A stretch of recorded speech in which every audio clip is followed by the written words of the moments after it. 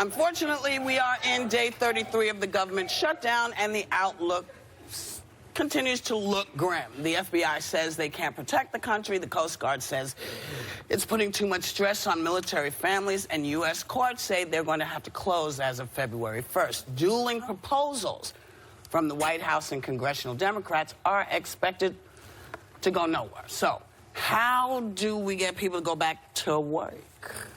Only 7% of voters support giving Trump funding for his border wall.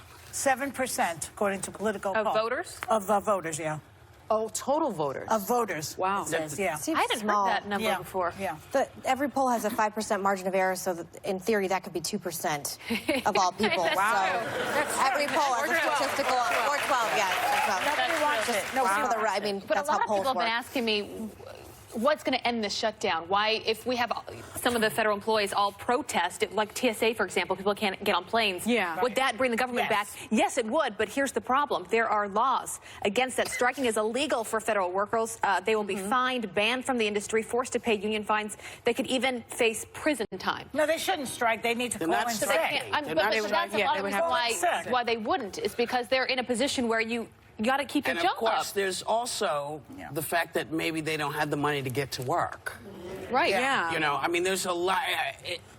There's so much. I actually think they're going to have to open the government. They have to open the government and figure this other stuff out. You have to do it. Isn't it a little convenient? It's the longest in history. That, you know, the FBI is going to be furloughed also, and they're the ones who are investigating him. It's a little convenient. I think the irony, too, is that this whole shutdown is over, you know, figuring out what to do with illegals and how to protect people in this country, and yet the shutdown, all it's done is make it more difficult for our own people to protect people in this country. That's exactly what the shutdown's about. In this FBI report, one of the FBI agents said, on the child exploitation side, as an undercover employee, I have to put the perps on standby. This puts children in jeopardy. Also, just as one example. Aren't prison guards, some of them federal workers? Yes, they are. So the prisoners are getting a salary, but the guards are not. But the guards are not. Well, I think also this is something that I've mentioned before. Yeah, everything's garbage. If you look it's terrible. If you look at what the government shutdown is costing our collective economy, it's already almost $6 billion. The cost of the wall that he's proposing is about $6 billion.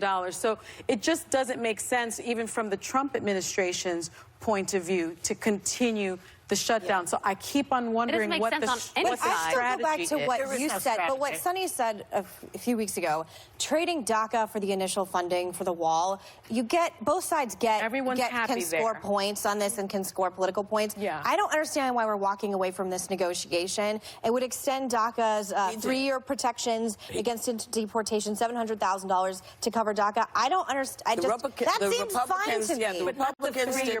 The Republicans did not walk away from this. He did. The Republicans went in with the Democrats like this, shockingly, but they were like, look, let's do this. But he's not Emperor of America. There is there's different branches of government, and I think that at some point, honestly, I'm actually depressed. I'm actually emotionally depressed over this, and it's affecting my emotional state, and I think it is a lot of Americans. Yeah. And I just never thought we'd be here, as strange as that sounds. I actually never thought we would be 30-something days in where 41,000 active duty military people aren't getting their paychecks, 2,100 civilians considered essential personnel. That means people that can protect us from terrorism aren't getting a paycheck. I no longer know what to say other than, this is absolute garbage, and if anyone wants to storm the Bastille, I'm down to go with you and to figure this out, because apparently everyone working in government's not going to come This is like a little side thing. But that's a joke, by the way. I don't really mean that. Please don't tweet me. Okay? Speaking of storming the Bastille, not really going to do that. Lara Trump doesn't think it's any big deal. So it's like Marie Antoinette, you know? Let them eat cake. It's Eric's wife. Well, you know who is getting paid, though? She said, we get that this is unfair to you, meaning the government workers, but this is so much bigger than any one person. It's a little bit of pain, but it's going to be for the future of our country. It's such a bad look. And I just feel like if you are a millionaire's wife, you may not understand that there are families that can't afford to feed their children. But you know who? You know who else is getting paid, though?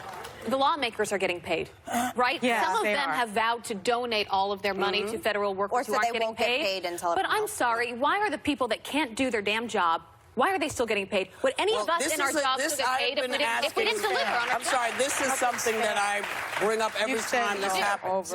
Because, so what can we do? Well, I think that everybody here may know someone who is going through this. Yes.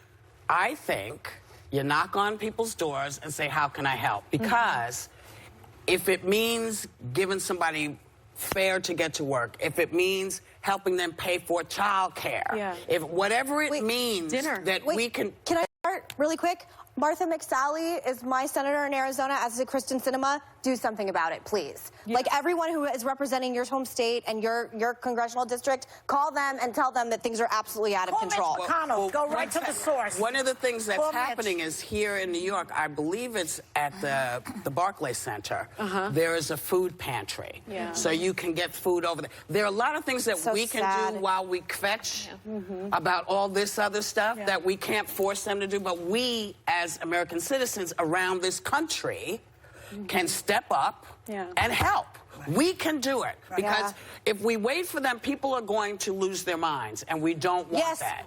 I think they are. And they're in really important jobs that protect us all. That's the saddest part about it. Well, no, the saddest part about it is that people who work for a living every day, they work for a living. Sometimes some of these folks have 2 or 3 jobs because it's not enough to cover. The fact that, like many things that happen in government, the real people are not taken into consideration, especially when it lasts a long time. I know we have to go, but you know what you can do. You know what you can do. 50 states, I'm sure, are represented here. You know what you can do. Let's help the people. We'll be back.